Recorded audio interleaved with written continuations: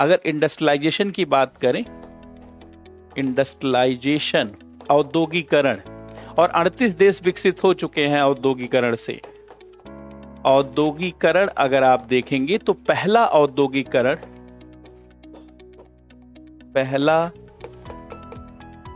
औद्योगिकरण ये steam engine से हुआ, और ये 1770 से लेकर के 1830 तक चला। इसमें ब्रिटेन विकसित हुआ, इसमें एक ही देश विकसित हुआ, ब्रिटेन, और इसका आधार रहा स्टीम इंजन। दूसरा औद्योगिकरण सेकंड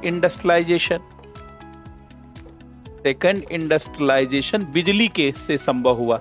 ये बिजली के आविष्कार से हुआ, बिजली, इलेक्ट्रिसिटी, और उद्योगों में बिजली का प्रसार हुआ, और इसी से बहुत लार्ज स्केल पर प्रोडक्शन शुरू हुआ, उत्पादन शुरू हुआ।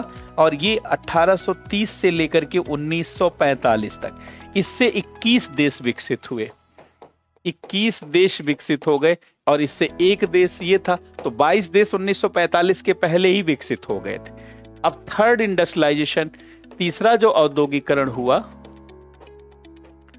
थर्ड फेज ऑफ इंडस्ट्रियलाइजेशन से शुरू हुआ है, ये 1945 से 2020 तक का, कोरोना से पहले तक का है ये। और ये इलेक्ट्रॉनिक्स इंजन के आधार पर, अर्थात ये इलेक्ट्रॉनिक्स और आईटी के आधार पर हुआ है। इलेक्ट्रॉनिक्स और आईटी,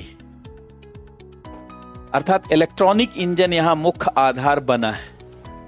इलेक्ट्रॉनिक इंजन की इसमें मुख्य भूमिका रही। और अब चौथे औद्योगिकरण की शुरुआत हो गई है, फोर्थ फेज, जो 2020 के बाद है। और इसमें मुख्य भूमिका एआई, मशीन लर्निंग, इन सब चीजों की है, आर्टिफिशियल इंटेलिजेंस और मशीन लर्निंग की।